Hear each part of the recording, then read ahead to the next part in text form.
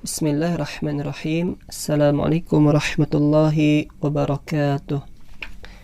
Baik, alhamdulillah, pada kesempatan pertemuan kita kali ini kita akan membahas materi di bab ke-8, yaitu larangan pergaulan bebas dan perbuatan zina. Ya, jadi agama Islam adalah agama yang teratur dan peduli terhadap pemeluknya. Segala sesuatu yang berhubungan dengan pemeluknya pasti ada aturannya. Salah satu aturannya adalah dalam sisi pergaulan, baik bagi perempuan maupun laki-laki. Pergaulan sudah diatur dengan sedemikian rupa sehingga hidup dapat tertata dengan rapi dan baik. Semua itu dimaksudkan agar tidak terjadi kesenjangan sosial dan terciptanya generasi yang diidam-idamkan bagi semua pihak. Ya, sebelum kita lanjutkan, kita baca dulu dengan tartil dan pahami ayat berikut, yaitu di surat Al-Mu'minun ayat yang ke-1 hingga ke-7. Kita baca sama-sama. A'udzu billahi minasy syaithanir rajim. Bismillahirrahmanirrahim. Qad aflahal mu'minun alladzina hum fi salatihim khashi'un walladzina hum 'anil lagwi mu'ridun والذين هم للزكاة فاعلون والذين هم لفروجهم حافظون إلا على أزواجهم أو ما ملكت أيمانهم فإنهم غير ملومين فمن ابتغى وراء ذلك فأولئك هم العادون. Baik, alhamdulillah, kita telah membaca, kemudian telah kita simak bersama Al-Quran surat Al-Mu'minun ayat ke-1 hingga ayat yang ke-7. Baik, selanjutnya silahkan dicermati wacana berikut. Manusia adalah satu-satunya makhluk Allah Subhanahu wa Ta'ala yang diberi amanah untuk mengelola bumi ini sekaligus memanfaatkannya. Hal ini menunjukkan bahwa manusia memiliki kemampuan yang lebih besar dibandingkan dengan makhluk Allah lainnya, termasuk malaikat sekalipun. Oleh karena itu, keberadaan manusia harus tetap menjaga keberlangsungan dan keterlanjutan hidupnya secara benar sesuai dengan tuntunan dan ajaran Islam. Proses itu di dalam Islam diatur melalui proses yang mudah, yaitu melalui proses pernikahan. Akad nikah hakikatnya adalah upaya meregenerasi manusia secara benar, terhormat, dan bermartabat. Maka disinilah agama Islam melarang segala bentuk hubungan seksual yang tidak dilakukan secara sah dan benar sesuai syariat Islam. Selain melanggar aturan agama, zina juga tidak sesuai dengan posisi manusia sebagai makhluk yang bermartabat dan terhormat. Bahkan, perzinaan oleh agama-agama samawi dianggap sebagai salah satu bentuk kejahatan terbesar dan terkotor terhadap kemanusiaan, sekaligus pangkal timbulnya kehancuran bagi sendi-sendi kemasyarakatan. Maka coba bandingkan dengan hewan atau binatang. Untuk menyalurkan hasrat biologisnya, binatang tidak mengenal siapa lawan jenisnya, apakah saudaranya atau bahkan induknya sendiri yang melahirkannya. Hewan pun tidak mengenal tempat dimanapun ia bisa melakukannya tanpa merasa malu ada yang melihatnya. Hewan tidak diberikan akal dan nilai-nilai keadaban atau kesopanan, sehingga orang yang melakukan perbuatan di luar akal dan nalar manusia adalah orang yang lebih rendah daripada binatang. Wal'iyadzubillah, semoga Allah hindarkan kita dari yang demikian. Baik, kita lanjutkan kembali Materi hari ini adalah Al-Quran Surat Al-Isra ayat yang ke-32 beserta hadis terkaitnya. Allah Subhanahu wa Ta'ala berfirman di dalam Al-Quran Surat Al-Isra ayat yang ke-32, وَلَا تَقْرَبُوا الزِّنَا إِنَّهُ كَانَ فَاحِشَةً وَسَاءَ سَبِيلًا. Baik, yang pertama adalah hukum tajwidnya. Kita akan membahas hukum tajwid yang terdapat pada Al-Quran Surat Al-Isra ayat yang ke-32, dan yang akan disampaikan pada kesempatan kali ini adalah kaidah hukum tajwid tentang mad iwad dan juga qalqalah. Adapun yang pertama adalah mad iwad. Mad iwad artinya bacaan yang dibaca panjang karena ada huruf berharokat fathatain ya, ataupun fathah tanwin yang diwaqafkan, yang dibaca ketika berhenti. Nah, biasanya ini terdapat di akhir ayat. Contohnya, fi dinillahi afwaja. Nah, ini apabila tidak diberhentikan maka dibaca afwajan. Tetapi karena ini diberhentikan, karena ini diwaqafkan, maka dibaca dua harokat dan tidak dibaca an, tetapi fi dinillahi afwaja. Jadi bukan afwajan tetapi afwaja. Kemudian yang kedua adalah qalqalah. Qalqalah artinya pantulan atau bacaan yang memantul. Dalam huruf hijaiyah ada beberapa huruf yang memiliki sifat memantul ketika huruf tersebut dibaca mati, baik karena berharokat sukun atau karena diwaqafkan di akhir ayatnya. Hurufnya yang kita ketahui ada 5, yaitu disingkat menjadi qutbu jadin atau bisa juga baju di toko. Kemudian dalam prakteknya, apabila kelima huruf qalqalah tersebut dibaca mati, maka akan menghasilkan bunyi yang memantul. Ya, makanya qalqalah itu adalah sifat huruf, maka qalqalah ini sifatnya harus memantul. Contohnya, matla'il fajr, aqrabu littaqwa, lam yalid wa lam yulad. Nah, di sini ada huruf ta. Nah, ta-nya itu dibaca memantul, dan ini lebih condong ke huruf o. Matla'il fajr. Kemudian jim sukun, ini juga qalqalah namun lebih condong ke huruf e. Matla'il fajr. Kemudian huruf qaf, aqrabu littaqwa, ini lebih condong ke huruf o. Kemudian lam yalid wa lam yulad, kalau ini lebih condong ke huruf e. Jadi dari 5 huruf ini bisa kita bagi ke dalam 2 bagian ketika dibaca qalqalah. Kalau huruf ba, jim, dan dal, maka ini dibacanya condong ke huruf e, dibaca e. Adapun qaf dan ta itu lebih condong ke huruf o. Seperti tadi, lam yalid condong ke huruf e, kemudian mata itu condong ke huruf o. Matla'il fajr.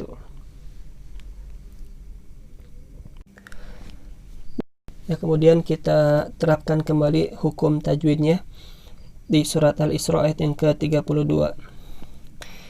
Wala, ini mad asli ataupun mad tabi'i karena ada alif setelahnya, ada alif mati sebelumnya berharokat fathah.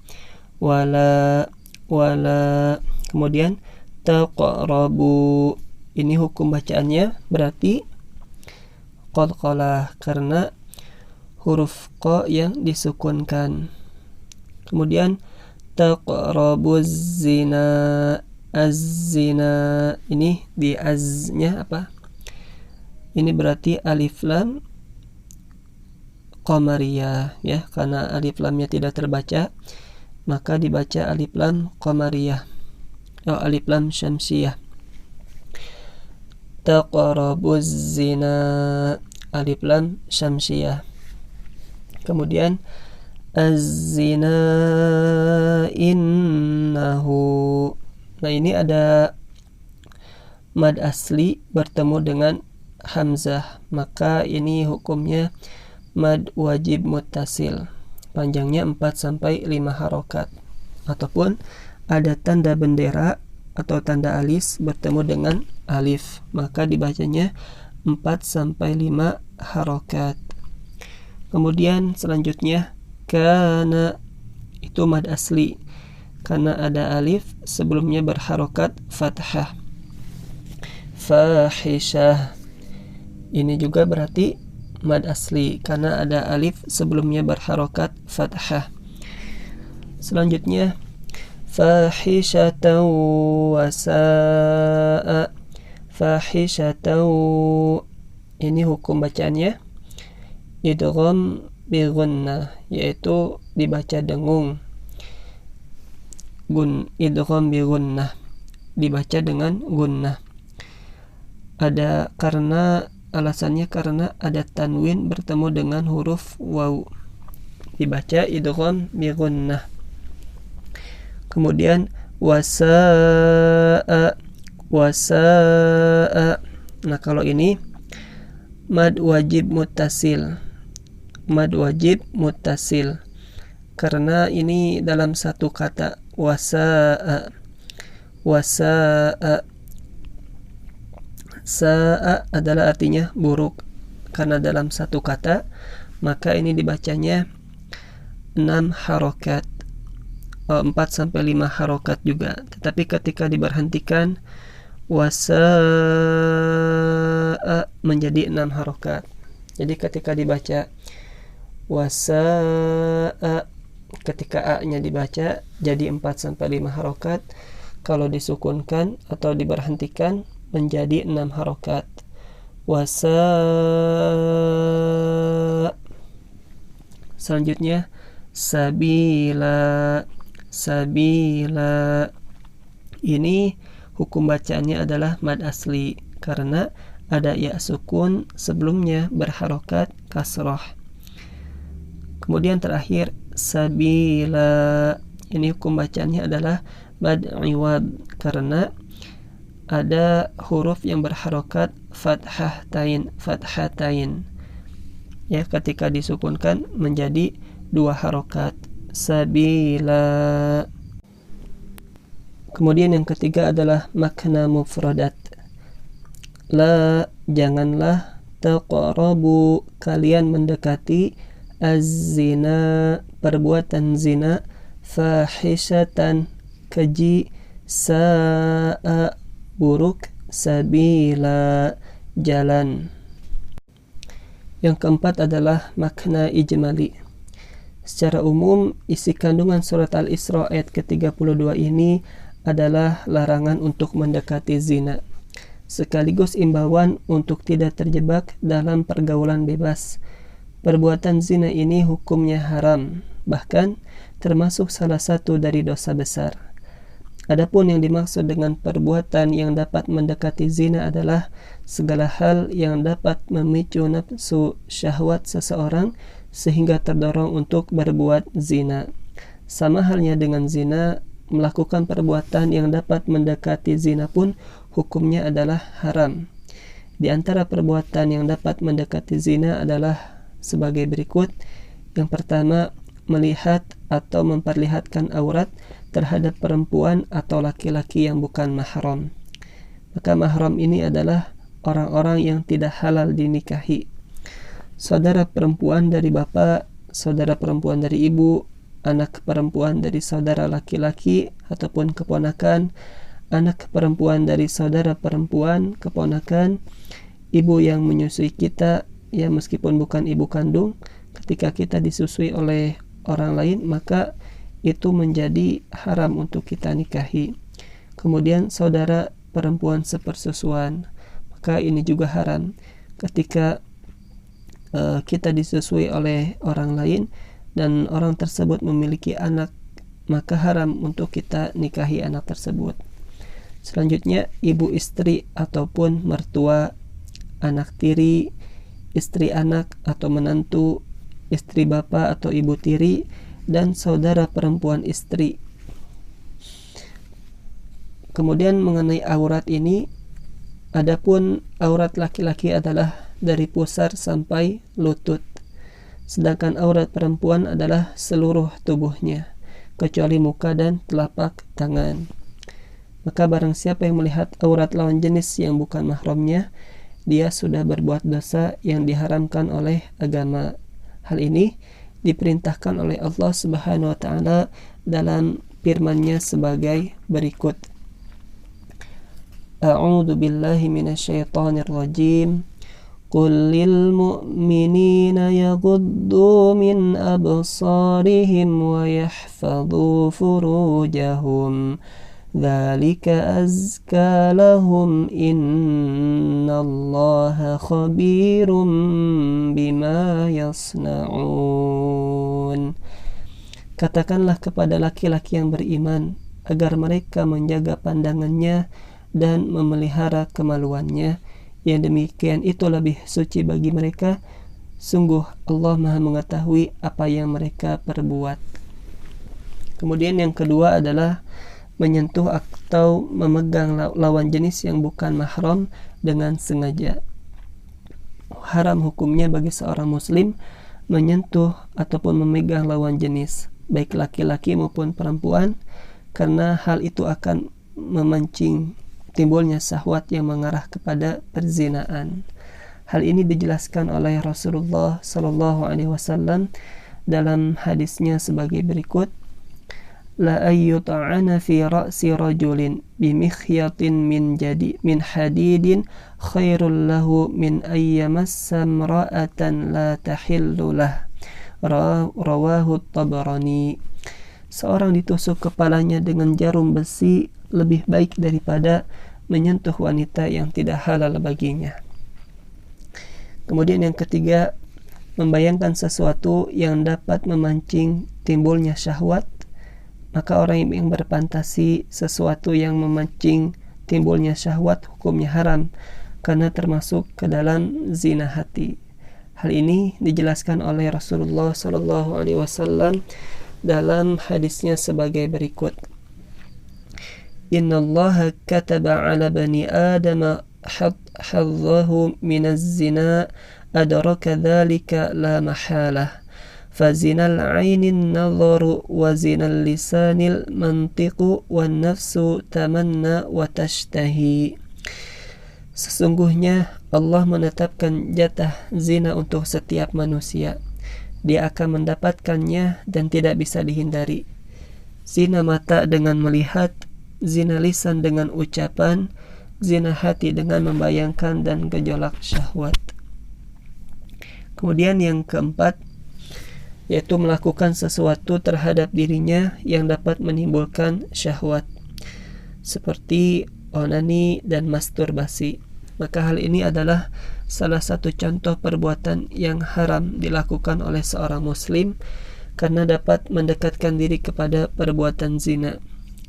Dalam satu hadis diterangkan bahwa Allah melaknat orang yang melakukan masturbasi ataupun onani.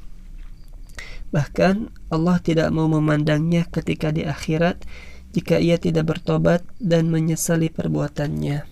Sebagaimana Rasulullah sallallahu alaihi wasallam bersabda, "Sab'atun la yanzurullahu azza wa jalla ilaihim yaumal qiyamah wa la yuzakkihim an-nakihu yadah." Rawahul Baihaqi.